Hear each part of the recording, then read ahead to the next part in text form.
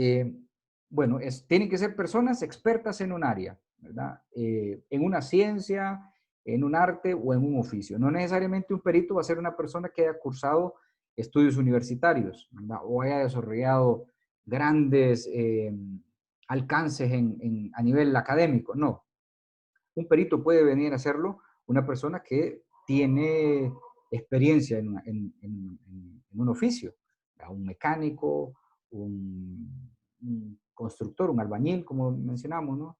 Puede venir a funcionarnos como peritos en un proceso sin ningún problema. Hay que, claro, corroborar, ¿verdad? De nosotros dependerá de que su conocimiento sea suficiente eh, para que el peritaje que vaya a realizar pues pueda quedar plenamente acreditado, ¿verdad? Y no tenga ningún tipo de vicios que lo descalifiquen. Eso es lo indispensable, nada más. Entonces, son personas expertas en una materia, en un área, oficio, en un arte, ¿verdad? Y cuyo servicio es utilizado por el juez. O sea, el perito está a disposición del juez y del proceso, no necesariamente de las partes, sino del juez y del proceso, porque a fin de cuentas, a quien tiene que convencer con su evaluación, con su dictamen, va a ser el juez, ¿verdad? Entonces, eso es lo importante. Y para que, pues, con la finalidad de ilustrar al juez, de esclarecer un hecho o los hechos, ¿verdad? Que requieren, pues, el análisis de un estudio científico o técnico, ¿verdad? Que requieran, pues, algo que solamente él o una persona como él en sus capacidades, en su conocimiento, puede aclarar a un mortal común, ¿verdad? A un ciudadano común. Entonces, eso es el perito. El peritaje, por lo tanto, eh, es el examen que hace o el dictamen, ¿no? El estudio que realiza este perito, esta persona experta, ¿verdad? Con la finalidad, pues, de encontrar, ¿verdad? Elementos dentro de un hecho que le generen un informe. O sea, que él pueda decir, bueno, en este hecho encontramos estos y estos elementos que si los analizamos desde mi técnica, desde mi ciencia, arrojan estos resultados. Y eso es el dictamen, ¿no? El informe de dictamen pericial que se conoce dentro del proceso, ¿verdad? Eh, que claro tiene que estar, pues, eh, sujeto a lo que las leyes establezcan. Nosotros, por ejemplo, comúnmente hacemos uso de los peritos psicológicos. En mi área de trabajo, por ejemplo, lo que hacemos es eso, peritos eh, químicos por las pruebas de ADN y dictámenes psicológicos, ¿verdad? Entonces, ellos en su área, pero en su experiencia, pues llegan a a conclusiones que son plasmadas en los dictámenes. Entonces, si el dictamen lo va a realizar un constructor, por ejemplo, tiene que en su dictamen establecer sus conclusiones. ¿A qué conclusiones llegó él con lo que investigó, ¿verdad? Que es el peritaje. Entonces, tienen que ser concluyentes los peritajes. Porque así, pues, el juez tendrá claridad sobre el alcance de la investigación. La prueba pericial, pues, es la que surge dentro del dictamen, ¿verdad? El dictamen que, digamos, está el perito y está el peritaje, ¿verdad? Pero eso no es prueba. El peritaje como tal no es prueba. La prueba pericial es aquellos elementos, ¿verdad? Que fueron analizados por el perito. Entonces surge del dictamen de los peritos, ¿verdad? Y entonces ellos analizan un casquillo, por ejemplo, analizan un cadáver, analizan un documento, analizan una firma, analizan una huella, analizan el comportamiento de una persona y los rasgos de personalidad que pueda tener una persona. Ahora, por ejemplo, con los delitos informáticos existe también el peritaje informático, ¿verdad? Entonces, un experto en el área de la informática va a analizar, por ejemplo, un IP, ¿verdad? Una dirección IP, una cuenta específica de correo, qué sé yo. Entonces, eso es la prueba pericial. El elemento que genera pues el hecho, ¿verdad? Hay algunos aspectos más resaltantes o saltantes en una prueba, ¿verdad? De este tipo de prueba de peritaje. Primero es la procedencia, o sea, de dónde proviene, ¿verdad? Y procede, y cuándo es procedente, sobre todo, ¿verdad? Cuándo es necesaria, por decir así, su utilidad. Entonces, procede cuando sirva para conocer o apreciar algún hecho, ¿verdad?, de influencia en el pleito, en el litigio, ¿verdad? Y que sea necesario que quede eh, establecido con un dictamen, ¿verdad? Con un conocimiento científico o artístico práctico. Pero, por ejemplo, en un reconocimiento de paternidad, alguien me preguntaba, creo, sí, dentro de la clase, si existían otros medios de prueba por los cuales se podía decretar la paternidad de una persona, ¿verdad? Y sí, sí se puede acreditar por otros medios de prueba, pero el medio de prueba idóneo, ¿verdad? Que puede dar convicción al juez, obviamente es un análisis de ADN, que nos va a arrojar pues un resultado, ¿verdad? De acuerdo a los análisis sanguíneos, de los grupos sanguíneos y tal, y nos va a dejar claridad si en efecto hay paternidad o no. ¿Ya? Si no tenemos acceso a ese medio de prueba, podemos utilizar otro, pero el procedente, el idóneo es ese, ¿verdad? ¿Cómo se va a proponer en los procesos en general? Bueno, la parte que esté interesada es la que propone, obviamente, el medio de prueba de peritaje, ¿verdad? Y debe proponerlo, obviamente, con claridad, con precisión, especificar cuál es la finalidad que tiene con proponer ese medio de prueba. Ya decía, ¿no? Que cuando usted vaya a someter a que el juez admita un medio de prueba que a usted le interesa, debe de hacerlo con claridad. Debe motivar las razones por las cuales usted necesita que ese medio de prueba sea incorporado en el proceso, a fin de que pues le genere claridad al juez sobre lo que usted quiere o sobre lo que su representado quiere. Entonces, la proposición deberá hacerse en esos términos. Y la parte que está interesada, obviamente, ¿verdad? También, pues, el juez puede impulsar la prueba pericial a fin de que le asesoren al juez, ¿verdad? Si es necesario que algo que no se entienda, obviamente el juez no es un experto en todas las ciencias, ¿verdad? Ni mucho menos. Entonces necesita el auxilio de otras personas que sí lo son, ¿verdad? Y con eso pues se resuelve esa necesidad, ¿verdad? Para que sea efectivo. Sobre el proceso de nombramiento, hay un proceso de nombramiento, ¿verdad? Cuando procede, cuando sea idóneo, medio de prueba idóneo. ¿Quién lo propone? Pues lo propone la parte interesada de manera clara. Y bueno, en la forma en que se nombran, pues tradicionalmente o en todos los procesos prácticamente, lo que se hará es que el juez será el que lo nombre. La parte solicita que se declare una prueba pericial, peticiona de que se admite ese medio de prueba pericial y el juez es el que lo nombra, ¿verdad? Con el conocimiento de las partes, por supuesto, ¿verdad? Cuando usted como abogado propone un medio de prueba, el juez, previo a emitirlo, lo pone en conocimiento de la otra parte y una vez ha quedado eso resuelto, entonces lo nombra, a fin de que pues pueda ser recusado o tachado. Recordemos aquellas causas de recusación, ¿verdad? O de tacha, que es básicamente lo mismo, ¿no? Por cuestiones de parentesco o cuestiones de afinidad, ¿verdad? Entonces que se puede tachar o recusar a un perito. En ese sentido, pues las causas de tacha como tal o de recusación pues son el parentesco, haber informado anteriormente en contra del recusante o del vínculo profesional, ¿verdad? O por si tiene intereses o interés en el juicio, ¿verdad? O enemistad, ya sabemos, ¿no? Aquellas que nos menciona el artículo 188 de la Ley de Organización y Atribución de los Tribunales, ¿verdad? Las causas de recusación.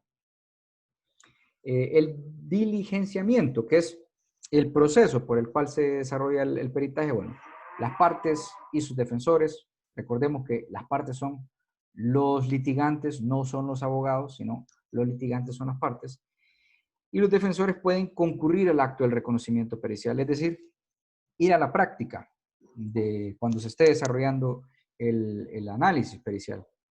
Y bueno, dirigir en ese momento a los peritos las observaciones que consideren oportunas, ¿verdad? ¿Por qué está haciendo este procedimiento? ¿En qué consiste esto que está realizando? ¿O de qué se trata? A fin de que el proceso, la diligencia de peritaje, pues sea lo más legítima posible, ¿verdad? Es decir, que ha sido puesta bajo la lupa del principio de contradicción.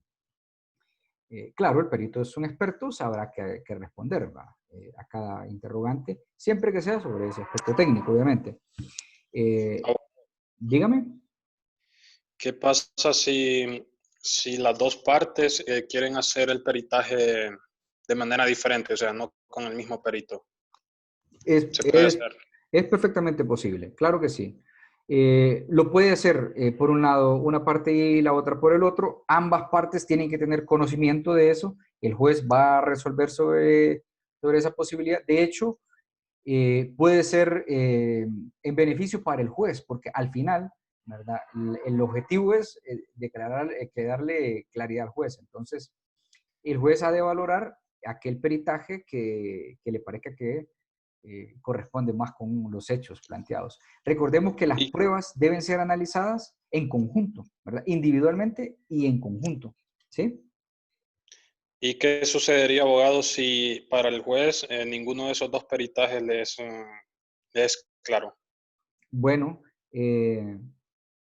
salvo extrema necesidad, el juez, como mencionaba anteriormente, podrá pedir algún tipo de aclaración, ¿verdad? En el proceso igual, el juez puede preguntarle, interrogar al perito, ¿verdad? A fin de que le aclare conceptos o procedimientos, ¿verdad? Durante el peritaje. Por ejemplo, cuando nos toca a nosotros, en materia penal también nos ha tocado preguntarles a los peritos cuál es el objetivo de realizar determinada técnica, determinado procedimiento. Entonces ellos dicen, bueno, es para alcanzar este resultado. Y si el resultado dice esto, pues es así, y si no. Por lo general, los peritajes, salvo aquellas pruebas psicológicas, psiquiátricas, que son obviamente muy subjetivas, pero en la mayoría los peritajes arrojan datos exactos, ¿verdad? Un elemento balístico, por ejemplo, le va a determinar el tipo de arma que proyectó esa bala, ¿verdad? En un análisis sanguíneo le va a decir, bueno, la sangre que se encontraba ahí era humana y era de tipo A positivo, por ejemplo, que es con lo que nosotros podemos contar actualmente. Y bueno, y usted dirá, cuando se hizo la tipología de sangre de la víctima, ¿qué tipo arrojó? Bueno, era tipo A positivo. Entonces, van esos ambos medios de prueba concatenándose y usted puede ir armando la historia para valorarla al final, ¿verdad? Si el peritaje es prudente o no. Entonces, difícilmente un peritaje no sea concluyente, ¿verdad? Sobre todo en ese tipo de ciencias, ¿verdad? Que nos dan datos muy exactos. Cuando sean aquellos elementos más subjetivos, pues sí el juez le va a preguntar y entonces, al final, ¿usted qué puede concluir con su análisis? ¿Verdad? Si dice que la persona, por ejemplo, tiene una personalidad colérico-sanguíneo, ¿verdad? Que actúa por impulsos, explíquenos, por favor, qué tipo de acciones puede ejecutar una persona que tenga esta personalidad. Entonces, a ese alcance es lo que puede llegar el juez, ¿verdad? Para aclarar. Pero no quiere decir que siempre la prueba pericial va a ser la prueba con la que el juez resuelva el asunto, ¿verdad? Sí, ese es el detalle ahí, ¿no? Gracias, abogado. Sí, no, excelente, Luis. De eso se trata esto. Entonces, bueno, les decía que en el diligenciamiento, en la práctica del peritaje, todo lo que el perito haga, pues lo va a concretar en un dictamen, ya decíamos, ¿no? Posteriormente ese dictamen, ¿verdad?, será ratificado y jurado ante el juez, mediante pues un informe verbal. Por eso el perito tiene la responsabilidad de elaborar el dictamen, un informe que sea concluyente, concreto, y posteriormente ir a responder ante el juez o ante el tribunal las preguntas que se quieran hacer. Por eso la necesidad de también desarrollar esa habilidad de interrogar a los peritos. Finalmente, bueno, el dictamen pericial, que es el resultado, la van a realizar, perdón, un estudio acucioso, riguroso, de lo que se les ha encomendado, ¿verdad? Tiene que ser lo más exhaustivo, claro, sí, concreto, pero que tenga suficiente, pues, el trabajo suficiente, ¿verdad? Que requiera esa práctica. Entonces, es una actividad obviamente que el perito no necesariamente la tiene que realizar en el momento de la toma de prueba, sino que lo puede realizar de manera pues, más concienzuda, ¿verdad? En su despacho o en su oficina o donde se le permita, ¿verdad? Y para concretar los fundamentos de su ciencia, de su arte, de su oficio, ¿verdad? Los métodos que ha utilizado, y hacer una exposición lógica y razonada, coherente de esas conclusiones. Deberá llevar, obviamente, una fecha de realización de la evaluación y del dictamen, que no necesariamente van a ser la misma, pero sí debe estar establecido ese orden cronológico del desarrollo del peritaje y la firma, sellos, ¿verdad?, acreditaciones que tenga el perito. Entonces, a eso se le conoce como dictamen pericial o informe pericial. Todo dictamen pericial, en cualquier proceso del mundo, podríamos decir, va a tener estos requisitos. La descripción de la persona, el objeto, cosa, materia de examen de estudio, ¿sí?, así como el estado y la forma en que se encontraba. La relación detallada de todas las operaciones. ¿Ah? Un detalle de cómo se fueron desarrollando, paso a paso. Primero se hizo esto, después esto, ¿verdad? Y así. Los medios científicos y técnicos que se han empleado, ¿verdad? De los que se ha valido el perito para realizar su evaluación y unas conclusiones. Ya les decía, es fundamental que tengan conclusiones. Entonces, las conclusiones pueden ser ambiguas, ¿verdad? Como preguntaba Luis Enrique. Sí, pueden ser ambiguas. Puede ser que, a pesar de que tengamos dos testigos que han analizado lo mismo, ambos en sus conclusiones no son eso, no son concluyentes, ¿verdad?, sino que generan ambigüedad. Entonces hay que sacarles a los peritos esa información, ¿verdad? Pero deben ser, obviamente, concluyentes, concretas. El dictamen puede ser ampliado, eso sí, ¿verdad? No es usual que se repitan los dictámenes periciales, pero se pueden hacer.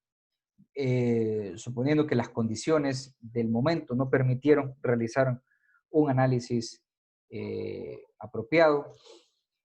Pasa mucho, por ejemplo, con el análisis de cadáveres en materia penal, ¿verdad? Que cuando se hace el levantamiento, no llega un forense o el forense no realiza algunas prácticas, omite algunas prácticas por factores tal vez ajenos a él. Entonces, tocará que repetir ese análisis. ¿Y cómo lo hacen? A una exhumación, ¿verdad? Toca que ir a sacar el cadáver de la sepultura donde se encuentre y volver a analizarlo. Eso es de las cosas pues menos bonitas que hay, creo yo, pero cuando es necesario, pues hay que hacerlo, ¿verdad? Entonces no es usual, ¿verdad? Pero se puede pedir también en otras circunstancias a colegios profesionales. Si es un ingeniero civil, por ejemplo, que tiene que analizar una obra, que una obra quedó ruinosa, ¿verdad? Y hay un incumplimiento de contrato. Ya ven que necesitamos ahí también un perito, no solo en materia penal. Entonces, y ya se había hecho un dictamen, se puede pedir nuevamente a un colegio profesional de ingenieros civiles que pueda hacer uno más, ¿no? O a una academia, una universidad, a un instituto de investigación o un centro oficial, ¿verdad? Para que se pronuncien al respecto y emitan un informe por escrito valorando sus consideraciones. Vaya, por ejemplo, en ese mismo caso, esto sirve también para la misma interrogante que tenía Luis Enrique. Si nosotros no tenemos claridad en las conclusiones que nos dieron dos peritos, los dos peritos obviamente analizaron un mismo hecho, un mismo elemento probatorio. Entonces, le podemos consultar al colegio profesional al que ellos pertenecen cuál es la postura de ese colegio referente a ese tipo de hechos, a ese tipo de sucesos. Y deberá informar ese colegio profesional, ¿verdad? ¿Cuál es su conclusión? Entonces, ya eso puede servir, ¿verdad? Eso se incorpora al proceso, al expediente, y deja pues mayor convicción al juez. Sobre la apreciación y valoración del peritaje, bueno, va a ser apreciado y valorado con un criterio de conciencia en las reglas de la sana crítica. O sea, el juez va a tratar de utilizar ahí eso, la sana crítica, la lógica, la máxima de experiencia, ¿verdad? No están, perdón, obligados los jueces a sujetarse a lo que dice el perito, ¿verdad? El perito, ya les digo, nos puede arrojar una conclusión que parece convincente, pero no, eso no obliga al juez a que tenga que resolver tal como el perito dice en su conclusión, ¿no? Entonces, hay una, hay una frase que se repite mucho, que es esta que vemos ahí, que el juez es el perito de peritos, ¿verdad? Porque el juez verifica el trabajo de los peritos, por decir así. Entonces, lo prudente es valorar las pruebas en conjunto, ¿verdad? Además del peritaje, yo tengo que corroborar si otros elementos probatorios son vinculantes con ese peritaje, ¿verdad? Si lo son, pues entonces eso le da más fortaleza al peritaje, obviamente, ¿verdad? Abogado, ¿Sí? la prueba pericial se describe en algún papel especial. Eso depende de qué tipo de prueba es y la práctica. Hay formatos, ¿verdad? Por ejemplo, cuando les mencionaba lo del levantamiento cadavérico, hay formatos que ya la Unidad de Medicina Forense del Ministerio Público le tiene destinado, ¿verdad? Entonces, dependerá el tipo de peritaje que se esté haciendo y habrá que seguir esos parámetros, ¿verdad? Los colegios profesionales también tienen sus requisitos para la emisión de sus dictámenes. Entonces, habrá que seguir esos formatos. De ahí, si es en un estilo, pues cada uno tendrá su estilo. Ya le digo, a mí que me toca ver muy a menudo dictámenes psicológicos, pues en el juzgado tenemos una psicóloga, la psicóloga del Ministerio Público también emite dictámenes y si usted los compara, no se parecen, ¿verdad? Pero si usted los lee, pues ya ve que sí tienen similitudes. Entonces, no hay un estándar como tal, habrá que seguir lineamientos estandarizados, requisitos básicos que deben tener los dictámenes, pero no hay un punto de decir, este es como debe ser, a excepción de esos formatos que sí, que ya hay que llenarlos como tal. Ya le digo, en los levantamientos pueden omitir de repente algunos datos a incluir, o que en esto de los levantamientos cadavéricos han cambiado mucho los formatos. Cuando yo fui juez de paz, solo realicé un levantamiento cadavérico y no tenía un formato actualizado en el juzgado, ¿verdad? Entonces, con un formato viejito lo hicimos. Hicimos el levantamiento y agregué algunas observaciones al reverso. Pero obviamente si lo comparábamos esa acta de levantamiento con el acta que se estaba utilizando en ese momento, definitivamente le faltaban muchos elementos a esa acta que realizamos, pero fue por eso, porque no teníamos a disposición el formato que utiliza Medicina Forense, que es un formato del Ministerio Público. Pero, bueno, obviamente hay un trabajo interinstitucional, donde Ministerio Público, Poder Judicial, Policía, todos los entes de investigación, pues están en constantes reuniones para llegar a un acuerdo y emitir dictámenes en este tipo de casos estandarizados, ¿verdad? Y que ojalá todos utilizáramos ese mismo formato. Entonces, sí que se hace, ¿verdad? Sí que se capacita, sí que se dan esos formatos, pero a veces cambia de un momento a otro y no se dispone, ¿verdad? De ese recurso. Sin embargo, Entiendo. eso no significa de que porque a un dictamen o en un formato de estos se omitió un dato, no tenga validez. Eso no es lo vinculante, ¿verdad? Sino que la validez se la da el mismo perito al dictamen, ¿no? ¿Sí? Gracias, abogado. No, excelente. Bien, entonces, en el proceso penal, pues, los peritos son terceras personas, competentes, obviamente, ¿verdad? En su ciencia, en su arte, ya decíamos, en una industria, y el juez va a ver una coordinación lógica y científica de lo que el perito le vaya a manifestar, ¿verdad? La suficiencia de sus motivos, las razones, ¿verdad?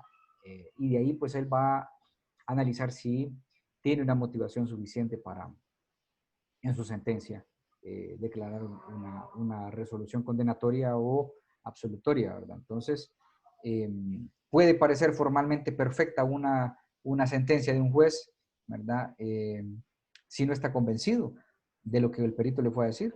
Entonces, por lo tanto, pues eso es lo fundamental ahí, ¿verdad? Argumentar, eso sí, en cuanto al resto de prueba obtenida, ¿verdad? Por eso le digo, la prueba siempre va a ser analizada en conjunto.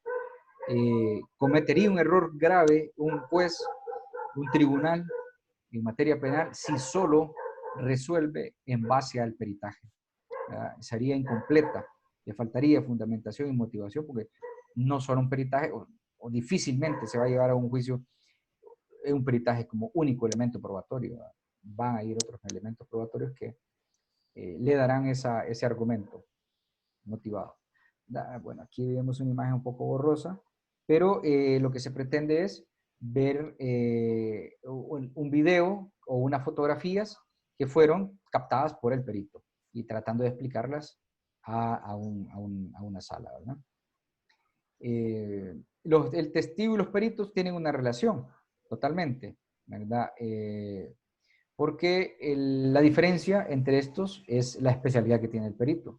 El testigo, recordemos, es una persona que puede dar testimonio de los hechos ocurridos. De hecho, no sé si les he explicado el origen etimológico de la palabra testigo. ¿Sí se los había dicho o no? No, ¿verdad? ¿No se acuerdan? ¿Sí se lo había mencionado o no? No se lo había mencionado. No. Creo que no. Bueno, se los menciono ahorita. La diferencia es la especialidad que tiene el testigo. Perdón, el perito. El perito tiene su especialidad en una materia. El testigo, la palabra testigo viene pues del testículo, del órgano genital masculino. En la antigüedad, los romanos juraban y lo que hacían era sujetarse los testículos, ¿verdad? Ese era lo que ahora hacemos como promesa de ley levantando la mano. Ellos decían jurar por su propia descendencia. El objetivo era eso, jurar por su descendencia. Y daban testimonio, y por eso viene la palabra derivada. Y entonces, el testigo, por eso hace juramento cuando llega ante una audiencia, porque va a dar la verdad de los hechos. Entonces, él con su testimonio nos viene a dar un elemento probatorio que puede ser suficiente para resolver un proceso, ¿verdad? Y el perito hace lo mismo. El perito viene a darnos un elemento que puede ser suficiente para un proceso. Entonces, y lo que hacen, uno es con su declaración y otro es con su análisis y evaluación, ¿verdad? Pero ambos comparecen ante un jurado o un juez a rendir un testimonio, ¿verdad? Y esa es la relación que ha existido siempre entre ellos dos, ¿verdad? Entonces, Ili decía, por ejemplo, que es delito quien crea eh, los testigos, ¿verdad? Mientras que los peritos, por el contrario, son elegidos por el juez. Entonces, los testigos los eligen las partes y el juez, si usted le puede proponer un perito, pero siempre tiene que llevar la lupa del juez, ¿verdad? Entonces, y el testigo usted lo busca. En lo que se refiere al testigo, pues es un medio de prueba y un tercero no es un sujeto de la relación procesal como tal, ¿verdad? Pero el perito sí. El perito sí se puede reemplazar por otro perito. Usted un testigo no lo puede reemplazar. Si solo existe un testigo presencial de los hechos, ¿cómo reemplaza ese testigo? No puede, ¿verdad? Solo lo tiene él. Mientras que un perito sí. Usted va a llevar un médico forense y puede ser reemplazado por otro. Lleva un perito calígrafo, puede ser reemplazado por otro. Y así, ¿verdad? Entonces, esa es la diferencia, relaciones que existen en ambos. Entonces, el perito declara sobre base de sus conocimientos, ¿verdad? Y el testigo lo hace sobre sus percepciones, sobre lo que él pudo percibir con sus sentidos, con la vista, con el oído, ¿verdad? Incluso con el olfato, con el gusto o con el tacto. Entonces, lo hace a través de esa percepción que nos generan los sentidos y el perito lo hace con el conocimiento o sobre la base de sus propios conocimientos, ¿verdad? Bueno, aquí vemos una escena, ¿verdad? De un crimen también, donde vemos algunos peritos trabajando, ¿verdad? ¿Cuáles son las garantías que presenta la prueba pericial? Bueno, son, en primer lugar, el número, que siempre la ley va a ordenar que se nombren dos peritos. Los peritos para que uno, en sustitución del otro, si no se pudiera realizar la prueba por este, ¿verdad? A fin de que sean dos pareceres que puedan también aportar dos mayores conocimientos. Lo que me decía Luis Enrique. Una parte puede proponer un perito y el otra también, sí se puede, ¿verdad? De hecho, es lo ideal, que el número al menos sean dos. La competencia también, que la ley siempre va a pedir que se nombren profesionales y especialistas, ¿verdad? Solo si no lo hubiere, solo si no hay un profesional, un especialista, pues puede nombrar a aquellas personas de reconocida honorabilidad y buena competencia en su materia. Ya les digo, un maestro, si no tenemos un ingeniero civil, ¿verdad? Experto en suelos o qué sé yo, entonces, ¿puede ser un maestro constructor? Sí, sí puede. Si no hay otro, entonces lo puede hacer, siempre y cuando sea reconocido, ¿verdad?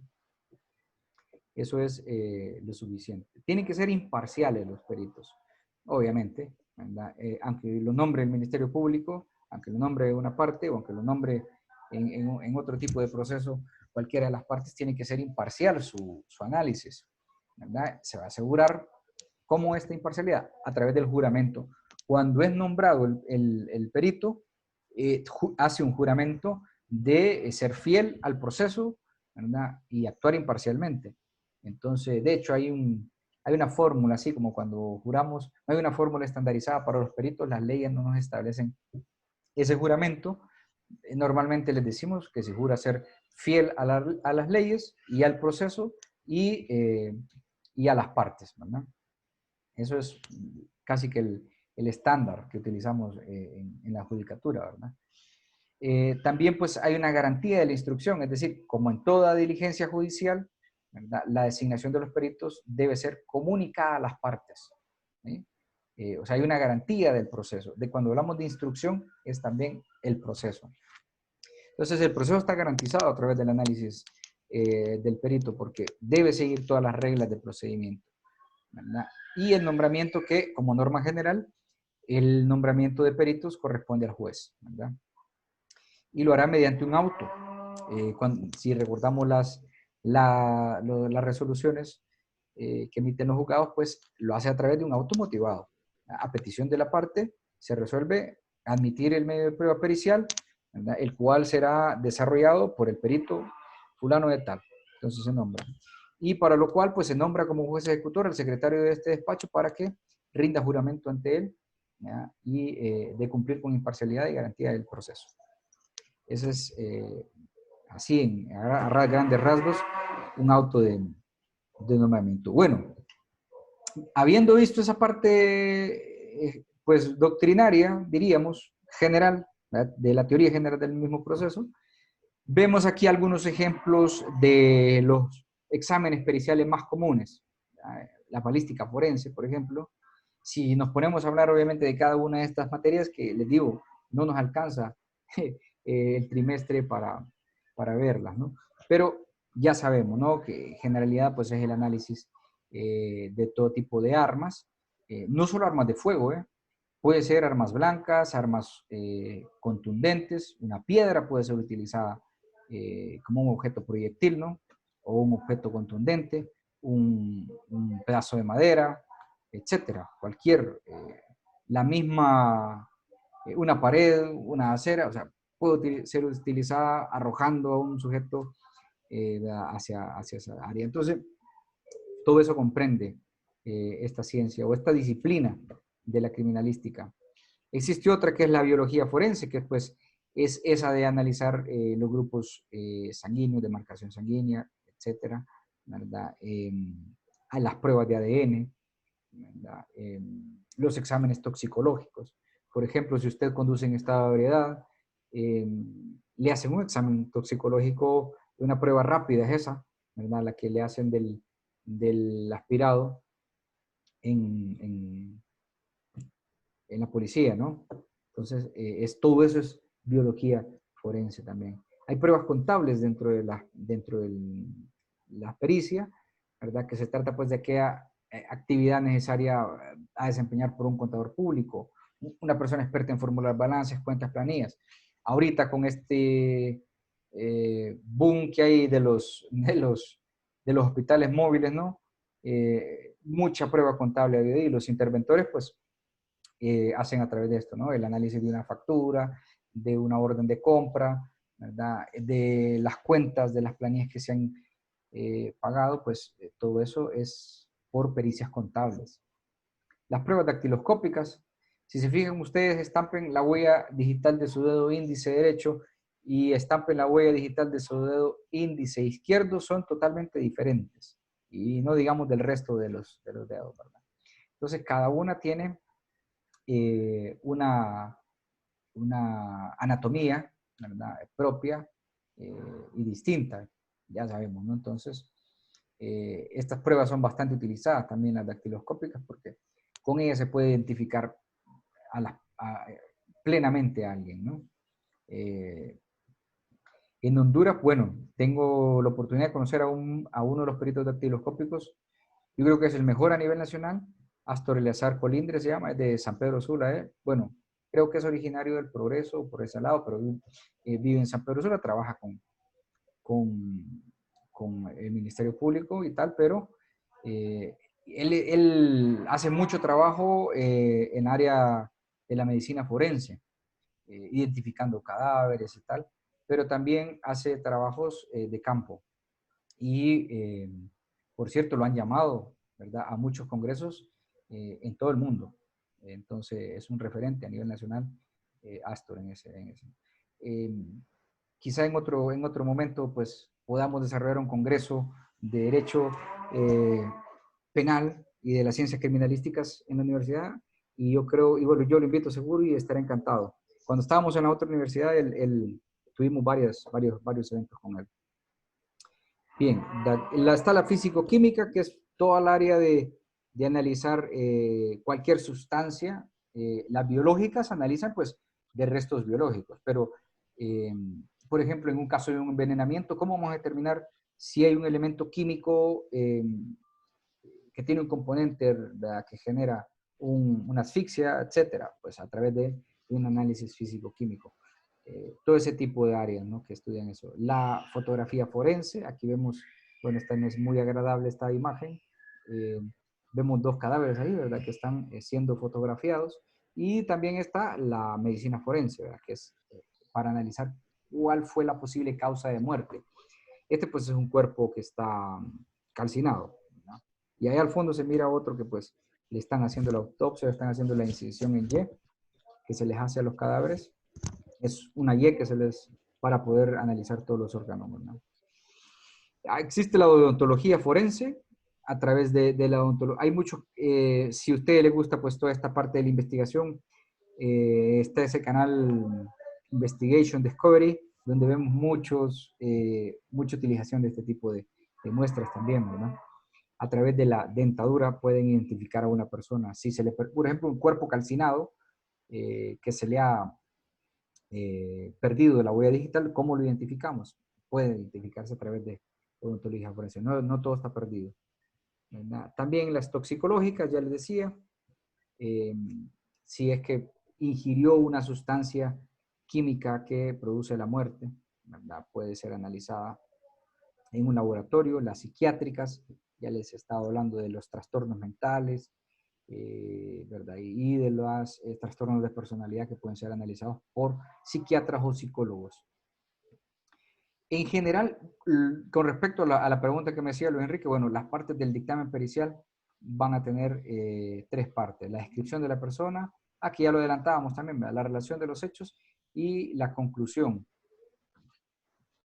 Y bueno, esto es referente a la función del odontólogo dentro del equipo multidisciplinario forense, ¿verdad? De la evaluación que se hace en esa odontología forense.